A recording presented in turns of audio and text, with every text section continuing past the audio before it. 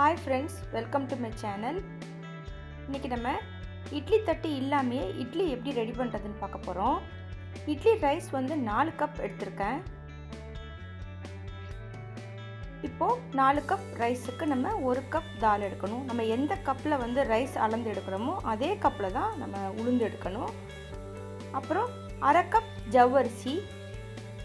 ஜவ்வரிசி போடும்போது இட்லி ரொம்ப சாஃப்ட்டா இருக்கும். 1 டீஸ்பூன் வெந்தயம். இது எல்லாத்தையும் சேர்த்து ஒரு 4 மணி நேரம் ஊற வைக்கணும். 3 தடவை நம்ம தண்ணி ஊற்றி அரிசி உளுந்து எல்லாத்தையும் கழுவி எடுத்துக்கிறலாம். இப்போ நம்ம இதே மாவு வந்து நம்ம கிரைண்டர்லேயும் அரைக்க போகிறதில்ல, மிக்சியில் தான் அரைக்க போகிறோம். 4 மணி நேரம் கழித்து பார்க்கலாம். 4 மணி நேரம் ஆயிடுச்சு பாருங்கள், நல்லா அரிசி ஊறிடுச்சு. இப்போ இன்றைக்கி நான் வந்துட்டு கிரைண்டரும் யூஸ் பண்ண போகிறதில்ல, இட்லி தட்டையும் யூஸ் பண்ண போகிறதில்ல. மிக்சியில் தான் நான் வந்து இன்றைக்கி இட்லி மாவு அரைக்க போகிறேன். இப்போ ஊறின ஜவ்வரிசி உளுந்தையும் ஒரு மிக்சி ஜாரில் சேர்த்துக்கிறேன். எந்த கப்பில் நம்ம ரைஸ் எடுத்தோமோ அதே கப்பில் நம்ம சாதம் எடுத்துக்கலாம், 1 கப். இப்போது இட்லி மாவு சூடாகாமல் இருக்கிறதுக்கு ஒரு டிப்ஸ் சொல்கிறேன்.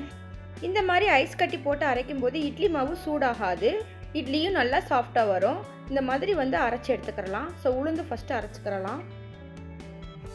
அடுத்து அரிசியை அரைச்சி எடுத்துக்கிறலாம்.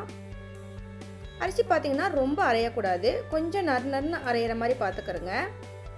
நான் வந்து பல வருஷமாக வந்துட்டு பார்த்திங்கன்னா கிரைண்டர் யூஸ் பண்ணாமல் மிக்சிலேயே தான் நான் அரைச்சி இட்லி சுட்டுட்ருக்கேன். நான் யூஸ் பண்ணுற மிக்சி ப்ரீத்தி. இப்போ மாவு நல்லா அரைச்சாச்சு. இது கூட நம்ம தேவைக்கு உப்பு சேர்த்துக்கிறலாம். உப்பு சேர்த்து இதிலேருந்து மாவை நான் பாதி எடுத்து வச்சுருவேன். இட்லிக்கு மட்டும் ரெடி பண்ணி வைப்பேன். கொஞ்சமாக மாவு எடுத்து அதில் 1/2 டீஸ்பூன் சோடா பொடியும் சேர்த்துக்கிறேன். சேர்த்து நல்லா மிக்ஸ் பண்ணி விட்டுட்டு ஃபுல் நைட் நம்ம வைக்கணும். இப்போது மாவு நல்லா பிடிச்சிருச்சு பாருங்கள். இப்போ இதை மிக்ஸ் பண்ணி பார்க்கும்போது உங்களுக்கு தெரியும் மாவு வந்து நல்லாவே புளிச்சு உப்பி வந்திருக்கு. இந்த மாதிரி ஒரு இடியாப்ப தட்டில் வெள்ளை துணியை வந்து நல்லா நனைச்சிக்கிறணும் தண்ணியில். அதை நல்லா இறுக்கமாக பிழிஞ்சிட்டு அதில் இந்த மாதிரி ஒரு 3 கரண்டி மாவு அதில் விட்டுறணும். ஒரு ஆளுக்கு ஒரு இட்லி சாப்பிட்டாலே தாராளமாக இருக்கும்.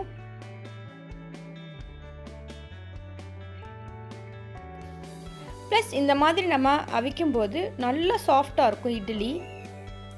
இதே மாதிரி எல்லா தட்டுலையும் நம்ம பரத்தி ஊற்றிக்கிறலாம். ஊற்றிட்டு அந்த ஆப்பையை வச்சு லைட்டாக ப்ரெஸ் பண்ணி விட்டுக்கிறலாம். ஒரு இட்லி சாப்பிட்டாலே தாராளமாக இருக்கும். நம்ம வந்து கிரைண்டரும் யூஸ் பண்ணலை, இட்லி தட்டும் யூஸ் பண்ணலை. இடியாப்ப தட்டில் இந்த மாதிரி துணி வச்சு ரொம்ப குயிக்காக ரெடி பண்ணிடலாம். இதே சமயம் பார்த்திங்கன்னா நமக்கு பாத்திரம் கழுவுற வேலையுமே ரொம்ப கம்மியாக இருக்கும். இட்லி தட்டு கழுவுறது இந்த துணி மட்டும் வாஷ் பண்ணி வச்சா போதும். அந்த தட்டில் வந்து இட்லி ஒட்டியே இருக்காதுல்ல. ரொம்ப குயிக்காக ரெடி பண்ணிடலாம். இப்போது இதே துணியை நம்ம திருப்பியும் இட்லி அவிக்கிறதுக்கு யூஸ் பண்ணிக்கிறலாம். நல்லா வாஷ் பண்ணிவிட்டு நல்லா ஹாட் வாட்டரில் போட்டு கழுவி எடுத்து ஃப்ரிட்ஜில் ஒரு பாக்ஸில் வச்சோம்னா நம்ம திருப்பியும் யூஸ் பண்ணிக்கிறலாம்.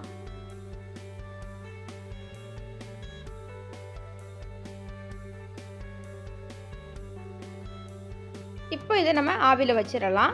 ஒரு 10 நிமிஷத்துக்கு வேக வைக்கலாம். இதே நீங்கள் துணி இல்லாமல் வாழை இலை யூஸ் பண்ணி கூட நீங்கள் வந்துட்டு இட்லி ஸ்டீம் பண்ணிக்கிறலாம். அது நல்லா ஃப்ளேவராக இருக்கும். 10 மினிட்ஸ் கழித்து பார்க்கலாம்.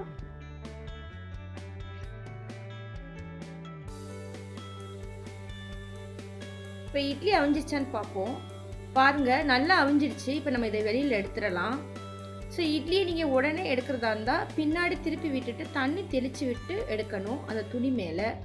ஆறுனதுக்கப்புறம் எடுத்திங்கன்னா ரொம்ப ஈஸியாக வந்து துணியிலேருந்து வந்துடும். சூட்டோடு நீங்கள் எடுத்திங்கன்னா இட்லி பிஞ்சிடும். இப்போ இட்லி ரெடி ஆயிடுச்சு பாருங்கள். மிக்சிலேயே அரைச்சி இந்த அளவுக்கு சாஃப்டாக நம்மளால் இட்லி செய்ய முடியும். கண்டிப்பாக எல்லோரும் ட்ரை பண்ணுங்கள். நம்ம சேனலை சப்ஸ்கிரைப் பண்ணாமல் பார்த்துக்கிட்டு இருக்கீங்கன்னா சப்ஸ்கிரைப் பண்ணிவிட்டு பாருங்கள். அப்படியே பக்கத்தில் உள்ள பெல் ஐக்கானை கிளிக் பண்ணுங்கள். அப்போ தான் நம்ம போடுற ஒவ்வொரு ரெசிபியும் உங்களுக்கு நோட்டிஃபிகேஷனாக வரும்.